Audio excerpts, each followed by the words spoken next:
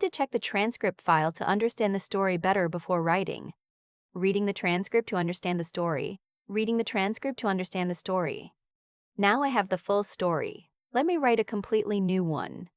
The moment my grandfather's voice went quiet on the other end of the line, I knew something was wrong.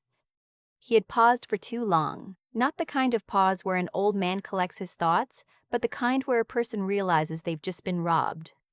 "Sweetheart," he said finally, "I sent you $50,000. I was standing in my kitchen holding a thank you card I had already written.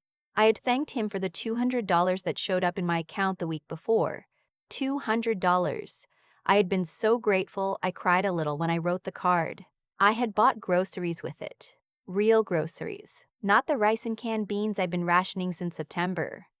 "Grandpa," I said slowly, "I only received 200. The silence that followed felt like the ground cracking open under my feet. "My name is Nora, and I am 31 years old. I live in Portland, Oregon, in a rental apartment I can barely afford. I work as a paralegal at a small firm downtown. I have a used Subaru with 112,000 miles on it, a savings account that hovers around $3,000 no matter how hard I try to build it up, and a brother named Derek who has cost our family more than anyone will ever say out loud. To understand how I ended up on that phone call, you have to understand the year I had before it. I had been accepted into a night law school program 18 months earlier. It was not a prestigious school, it was a working-class program designed for people like me who couldn't quit their jobs to pursue a degree. Classes were on Tuesday and Thursday evenings and all day Saturday. It would take 4 years instead of 3, but at the end of it, I would be a lawyer. I would finally have something no one could take from me. The problem was the tuition deposit, $2,200 due by August 15th. I had $1,100 saved. I know how that sounds. $1,100 standing between me and an entire future. But when you are a single woman working a paralegal salary in a city where rent eats 60% of your paycheck, $1,100 might as well be 11 million. Every month I got close to saving the rest. Something happened. My car needed tires. My tooth cracked and I had a $300 copay after insurance. The firm where I worked cut our hours for 2 months because a major client left. By July, I had the $1,114 and not a cent more, and the deadline was 6 weeks away. I did not ask my parents. My parents are good people in the way that a house with a slow leak is a good house. On the surface, everything looks fine. They go to church, they keep the lawn mowed, they send birthday cards on time. But the structure has been quietly compromised for years, and the damage always flows in one direction. Toward Derek. Derek is my younger brother by 4 years. He is 27 now, with blue eyes that make strangers trust him immediately and a handshake that makes them feel like they've known him for years. He sells supplemental insurance over the phone, which is to say he is very good at convincing people they need something they don't. He has been fired from 3 different versions of that same job for reasons our parents describe as personality conflicts, and I would describe more plainly. In the 5 years before that August, my parents had paid Derek's rent twice when he lost jobs. They had co-signed a car loan for a Jeep he couldn't afford and quietly made the payments for 8 months when he stopped. They had lent him money for a business opportunity involving some kind of app that was going to change fitness, which disappeared along with the $11,000 they gave him. They had bailed him out of a situation with a credit card company that I was never given the details of, but that my mother referred to only as Derek's situation in the hushed voice people use for medical diagnoses. None of this was ever repaid. None of it was ever expected to be. I did not ask my parents for the $1,100 because I already knew the answer. They would tell me they were stretched thin, and I would hear in their voices the specific exhaustion of people who had been quietly drained by one child for years and had no reserves left for the other. And it would not be entirely untrue. Derek had taken what there was to take. So I asked my grandfather. Grandpa Vic is 78. He lives in Scottsdale, Arizona, in a tan stucco house with a cactus garden he tends obsessively and a workshop in the garage where he restores old radios. He worked 35 years as an electrician, saved methodically, and invested carefully. My grandmother passed 9 years ago and left him a modest life insurance payout he folded into his portfolio without touching. He lives on his pension and Social Security and lets the investment sit. He's not a wealthy man in any dramatic sense. He is simply a man who did not spend money he did not have, which in this economy qualifies as a form of genius. When I called him in July and explained the tuition deposit, my voice was flat and practical. I had rehearsed the call 3 times. I told him the amount, I told him my timeline, I told him I would pay him back in installments over 2 years. I had a spreadsheet. I offered to email it to him. He told me to stop talking. "Nora," he said, "I'm not a bank. You don't need a spreadsheet." He paused. "How much total for the first year?" I told him. First year tuition and fees came to just over $12,000. He was quiet for a moment. Then he said, "Give me your account information. I'll wire it Monday." I told him I only needed the $1,100 for the deposit. "If I'm going to help you, I'm going to actually help you," he said. "You shouldn't be worrying about tuition payments while you're studying for exams. Send me the account numbers." I cried after I hung up. Not pretty crying. The ugly kind where you have to sit on your bathroom floor and let it happen. No one had ever spoken to me like that. No one had ever looked at my life and decided to actually close the gap instead of offering sympathy and suggestions. I sent him my routing number and account number that same evening. I waited 4 days. On Monday, I checked my account, nothing. I refreshed it Tuesday morning, nothing. By Wednesday, I started to worry that maybe he had forgotten, or maybe there was a bank error, or maybe he had looked at his accounts and realized he couldn't spare what he had promised. I felt the familiar crawl of shame at having asked at all. Then on Wednesday afternoon, my phone buzzed. Deposit notification. I opened it with shaking hands. Deposit received, $200 in rounds. I stared at the screen for a long time. $200, not $12,000, not even the $1,100 I had originally asked for. $200. I sat down on my office chair and I just breathed. Okay, I thought. Okay, maybe he misunderstood. Maybe he meant to send more and put in the wrong amount. Maybe he'd been confused about how online transfers worked. He was 78 and he did most of his banking at the branch in person. I wanted to call him immediately, but something stopped me. The same something that has stopped me my whole life from asking for help a second time. It felt greedy. It felt ungrateful. He had given me something. Who was I to question the amount? I sent him a card instead. I thanked him for the $200. I said it helped. I didn't mention law school. I did not make the deposit deadline. I called the admissions office and asked for an extension. They gave me 30 days. I spent those 30 days working every hour of overtime my firm would allow and selling furniture on Facebook Marketplace. A dresser. A small bookshelf. The floor lamp I had bought secondhand 3 years ago and actually loved. At the end of 30 days, I had $1,640. I called and asked for another 2 weeks. They said no. I lost my spot in the program. I did not tell my grandfather. I did not tell my parents. I told no one. I just kept going to work. That was September. By November, I had found a different path. A paralegal certification program at the community college that would take 2 semesters and cost under $4,000. It wasn't law school. It was a lateral move in a career I was already in, but it was something. A credential I didn't have. Something to put on a resume. I enrolled. I paid out of my savings. I started going to class on Monday evenings. And then came Thanksgiving. My parents hosted as they always do. The house smelled like sweet potato casserole and candle wax. Derek was there with his girlfriend, a woman named Amber who laughed at everything he said a half second too fast. He was wearing a new jacket, the kind that comes in a paper shopping bag with rope handles from a store in a mall. He looked rested and confident and entirely like someone who does not spend Tuesday nights reading contract law while eating reheated soup. At dinner, Derek announced he was starting a podcast. My father nodded like this was a sound financial decision. My mother asked what it would be about. Derek said personal finance. I took a long drink of water.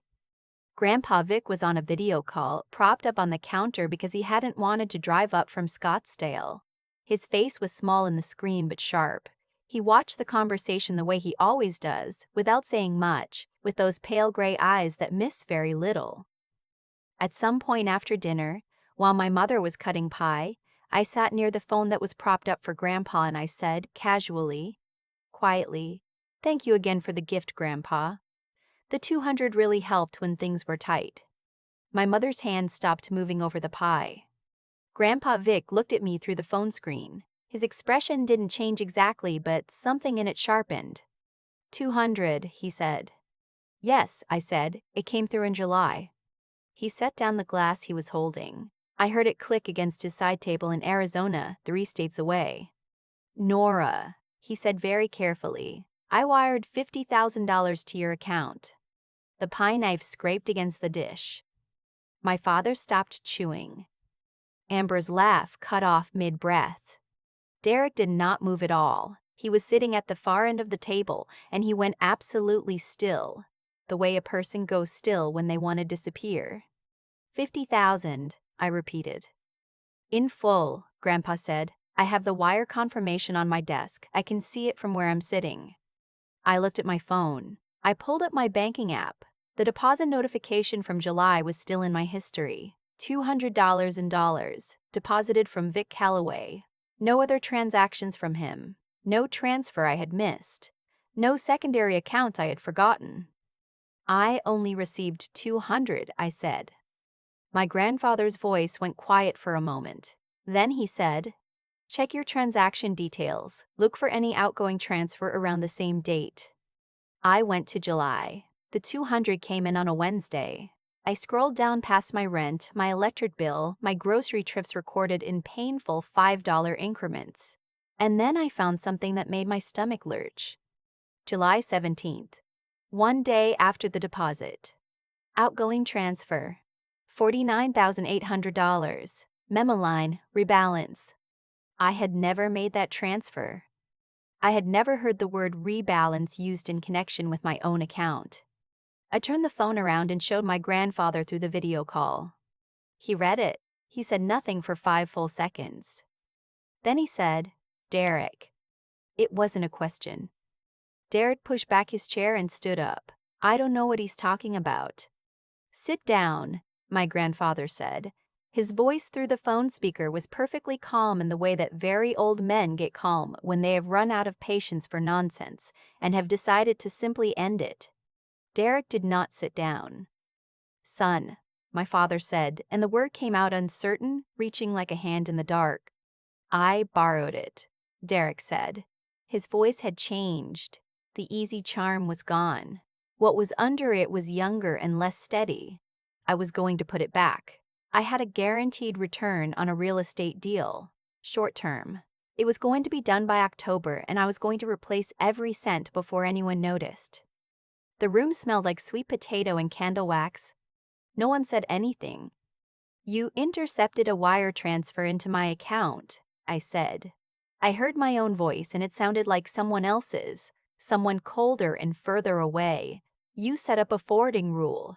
You transferred my grandfather's money to yourself. It was a loan, Derek said. It was always a loan. Did you ask me? I said. He didn't answer. Did you ask Grandpa? Nothing. Did you ask anyone? My mother made a sound that was not quite a word. She pressed her hand over her mouth. My father said, Derek, where is the money now? Derek sat back down. He put his elbows on the table and his head in his hands. The deal fell through, he said into his palms. It was the right opportunity. I had solid intel, and then the developer pulled out in September and the whole thing collapsed. The money is tied up in the escrow dispute. There are lawyers involved. It could take months. Or years, I said. He didn't argue with that. Or never, I said. My grandfather's voice came through the phone speaker. Derek, look at me. Derek looked at the phone. That money was for your sister's law school, Grandpa Vic said. She lost her spot in the program because she thought I had sent her $200. She thought I had changed my mind about helping her. She spent the fall working overtime and selling her furniture. Derek said nothing. She didn't know you had taken it, Grandpa continued. She didn't call me to complain. She didn't make a scene. She just assumed she wasn't worth the full help, and she figured out a smaller path. He paused. Do you understand what you took from her? Not the money. What you actually took. Derek looked at the table. I need everyone to stop talking for a moment, I said.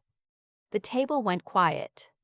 I opened the banking app again. I went into the settings I rarely touched, the ones buried under account preferences and notification rules. I had never set up any forwarding rules. There were no rules saved under my profile. Whoever had done it had removed the rule after executing the transfer. They had swept the floor behind them. I thought about who had access to my accounts. I use a password manager. The master password is something I have never written down and never shared. But there is one exception. The summer before, I had been traveling for a work conference and I asked Derek to check my mail and water my plant, in case there was a bill I needed to pay online. I gave him my laptop password and told him my banking login was saved in the browser, just in case something urgent came up. You have my laptop password, I said. Derek lit up. You used my computer when you watered my plant, I said. Last June.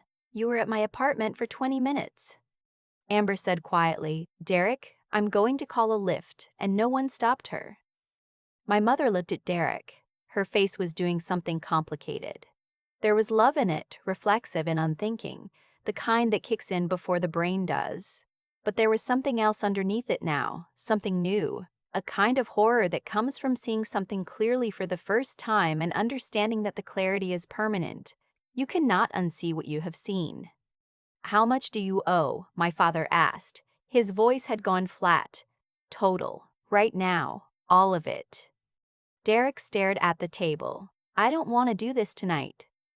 I am not asking what you want, my father said. I am asking what you owe. The number came out slowly. Credit cards close to $19,000, the real estate escrow dispute, which was not exactly a dispute, but rather a situation where Derek had given money to a man he met through a fantasy sports forum who turned out not to be a licensed developer, a personal loan from a coworker, 2 months of back rent because the podcast studio setup had eaten his buffer. When he finished, my grandfather said from the phone, Is that all of it? Derek hesitated in the specific way that means no. Derek, my grandfather said. There's a judgment, Derek said. From a credit card company. They sued me last year. My wages could be garnished starting in January. My father put down his fork. My mother said, Why didn't you tell us? Because I was going to fix it, Derek said, and the word was so worn out from use I could see the threads on it.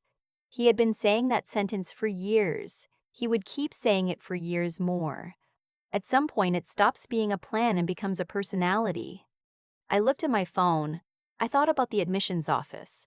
I thought about the 30 days they gave me and then the 2 weeks they didn't, and the paralegal certification I was enrolled in now, the community college parking lot on Monday evenings, the fluorescent lights and the fold-up chairs. I thought about the floor lamp I had sold for $22.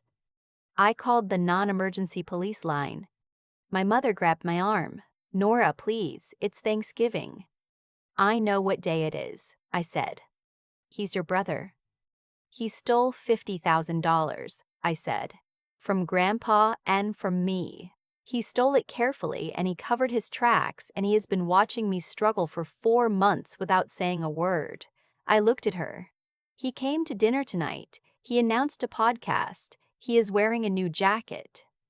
She let go of my arm. The officer who came was a woman in her 40s named Sergeant Walsh.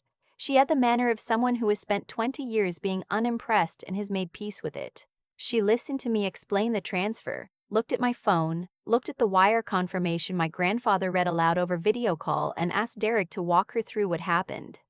Derek's version was that it was a misunderstanding, a loan with unclear communication, a family matter. Sergeant Walsh said that unauthorized access to a financial account and electronic transfer of funds without consent was not a family matter. It was wire fraud.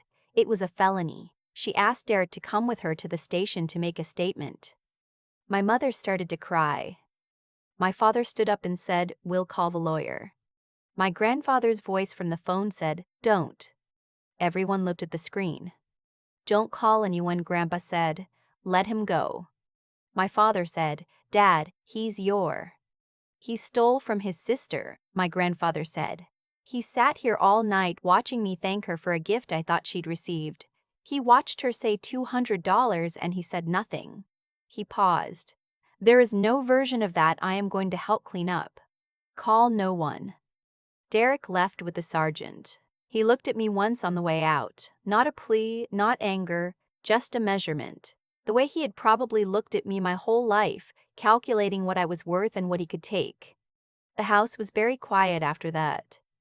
My parents sat on the couch. My father had his hands between his knees. My mother kept smoothing the same inch of her slacks over and over with her palm. "We didn't know about the account," my mother said finally. "I know," I said. "We would never have." "I know," I said again. "He's sick," she said. "He's always been like this. He doesn't see consequences the way normal people do. He needs help. He needs someone too." "Mom," I said. She stopped. "I needed help too," I said. "In July. I needed $1,100 and I lost a law school spot. In September, I needed a floor lamp. In October, I worked overtime every weekend." I looked at her. "Not once did you call to check on me." She opened her mouth. "Not once," I said. "And I never told you because I didn't want to hear that you were stretched thin. Which you were because of him, and I understood that, and I managed, because I always manage. But understanding something and being okay with it are different things. And I need you to know that I understand this and I am not okay." My father said, "What do you need us to do?" "Nothing tonight," I said. "I need to talk to Grandpa." I picked up my phone. I walked into the kitchen and closed the door behind me. Grandpa Vic was still there on the screen. He was sitting in the same chair in Scottsdale with the cactus garden, dark and invisible through the window behind him. He looked tired in the way that is different from sleepy. The kind of tired that comes from witnessing something you wished you hadn't. "Hi," I said. "Hi, sweetheart." "I'm sorry about your Thanksgiving," I said. "Don't apologize for your brother's choices," he said. "I should have called you in July. When I saw the 200, I should have called." He shook his head slowly. "You were embarrassed. You didn't want to seem ungrateful." He looked at me through the screen. "I know you, Nora. I know exactly what you did. You wrote me a nice card and you figured out a smaller path." He paused. "You've been doing that your whole life." I pressed my hand over my eyes. "You don't have to do that anymore," he said. "I'm filing a civil suit for recovery of the funds as soon as I can reach my attorney Monday morning. Whatever the courts recover, you'll get it. And I'm going to talk to the law school." I looked up. "Grandpa." "The program starts again in January," he said. "I called them when you lost your spot. I have been waiting to see what the fall would bring. Now I know what it brought." He leaned toward the camera slightly. $2,200 for the deposit, $12,000 for tuition. I'm wiring it directly to the school this time, not to your account, directly. They'll send you the confirmation." "You don't have to."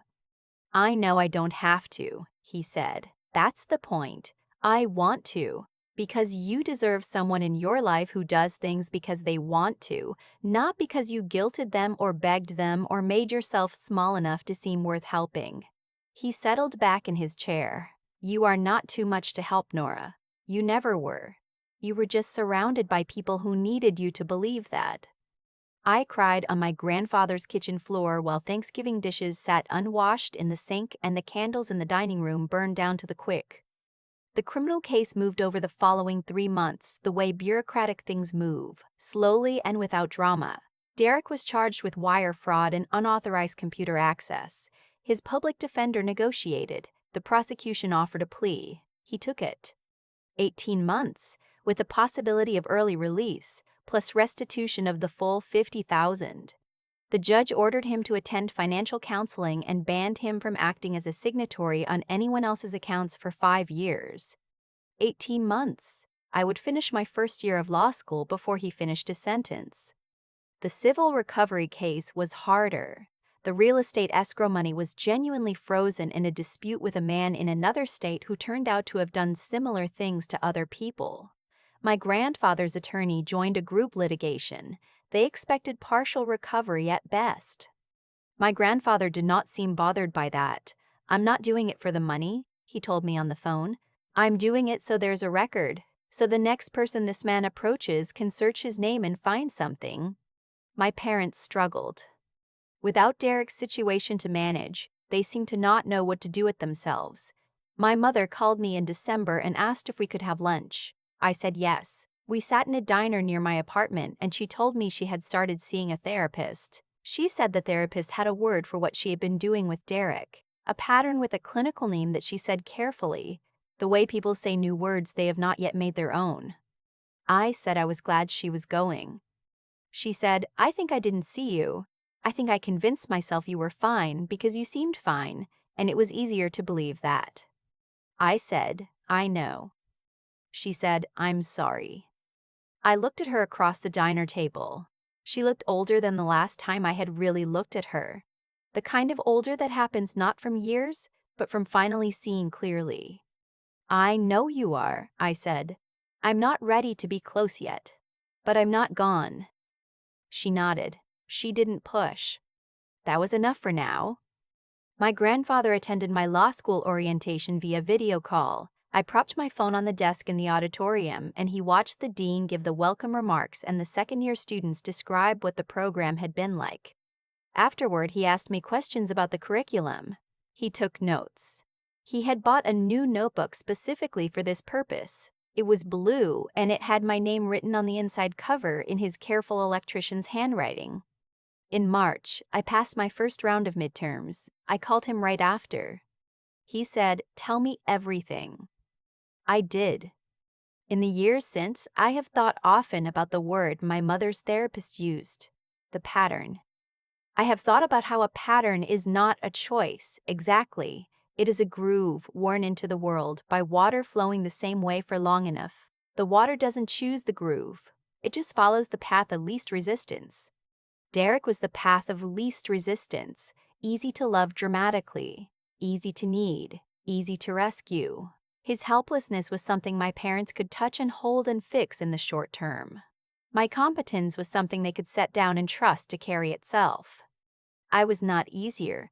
I was just quieter about my heart. I do not say this to absolve them.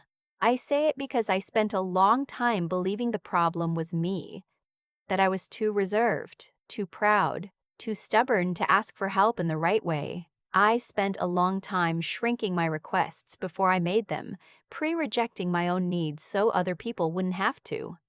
My grandfather taught me that was not strength, it was armor, and armor is heavy. Derek was released from the correctional facility on a Tuesday in April. I know because my mother texted me the morning of. Just a timestamp and a location, no message. I think she was trying to give me information without asking me to feel any particular way about it, which was thoughtful in its own uncertain way. I did not respond. I did not go to meet him. I have not spoken to him and I do not intend to, not because I am performing a grudge, not because I need him to suffer, but because I have spent my whole life giving Derek access to things that belong to me, my patience, my compassion, my goodwill, my bank account, and what I learned is that he will use whatever you hand him and come back for more. Not out of malice, but out of the specific blindness of someone who has never had to stop. I'm in my third year of law school now. I focus on financial crimes. My professor told me last semester that I have good instincts for this area of law. I did not tell him why. I have a real floor lamp now. I bought it at an actual furniture store, not secondhand, and I stood in the aisle for 10 full minutes deciding between two of them, which is something I had never allowed myself to do before. I bought the nicer one. It has a warm bulb and a weighted base, and it makes my living room look like somewhere a person lives on purpose. My grandfather is 78 and still going. He finished restoring a 1952 Zenith radio last spring and mailed me a photograph of it sitting on his workbench, clean and gleaming, every component in its right place. In the margin he had written, in his careful handwriting, "Things worth fixing take time, but they hold." I have that photograph on my desk where I study. Some nights when the work is hard and the reading is dense and the words swim on the page, I look at that photograph and I think about the woman who sold her floor lamp for $22 and 8 canned beans and wrote a polite thank you card for $200 she thought was all she was worth. I think about her with a great deal of tenderness. She was doing the best she could with what she had been taught to believe about herself. I know better now. There's a thing I used to believe about myself, that being capable was the same as being fine, that if I could handle something, it didn't count as hard. I held that belief so long it became invisible to me, the way a smell disappears after you have been inside a room long enough. What happened with Derek taught me something I could not have learned any other way. The consequences of dishonesty are not always immediate. Sometimes a person steals, covers their tracks, and sits across from you at Thanksgiving dinner smiling with a new jacket on, and you have no idea. But the accounting always comes. Not because the universe is performing justice like a stage production, but because lies have structure, and structure eventually shows its seams. Derek's plan was careful. He removed the forwarding rule. He let months pass. He let me believe I had been given $200 and was simply not worth more. But he could not erase the wire confirmation my grandfather kept on his desk. He could not erase the timestamp. He could not erase his own initials on the account that received the money. The truth was always there. It was just waiting for someone to say the number out loud. I think about the version of me who wrote that thank you card, who thanked my grandfather for $200 in careful, gracious handwriting and folded her disappointment into an envelope and mailed it. She was not weak. I want to be clear about that. She was doing what she had always been taught to do, which was to ask for less, expect less, and be grateful for whatever arrived. She had been trained her whole life to interpret her own needs as burdens. That is not a character flaw. That is damage. And it took a long time to tell the difference.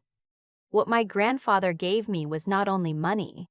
It was proof that someone could look at the full size of what I needed and not flinch. That being truly helped doesn't feel like charity. It feels like being seen accurately. He did not round down my ambition to make it more convenient. He asked about the total. He wired it directly to the school. He bought a blue notebook with my name in it and took notes on my curriculum. That is what it looks like when someone believes in you without conditions attached. And what I gave back, the photographs, the call to Sergeant Walsh, the decision not to stay silent at that dinner table, was not revenge. I want to name it correctly. It was honesty. It was the choice to stop managing other people's comfort at the expense of my own truth. For years, I had been quietly absorbing the cost of Derek's choices and my parents' blindness, restructuring my life around the space they left for me.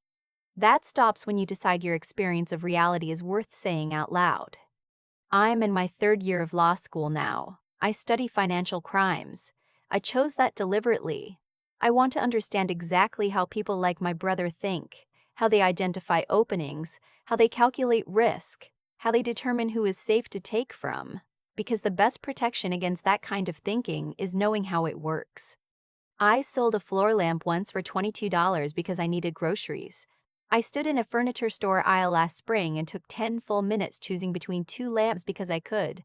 I bought the nicer one.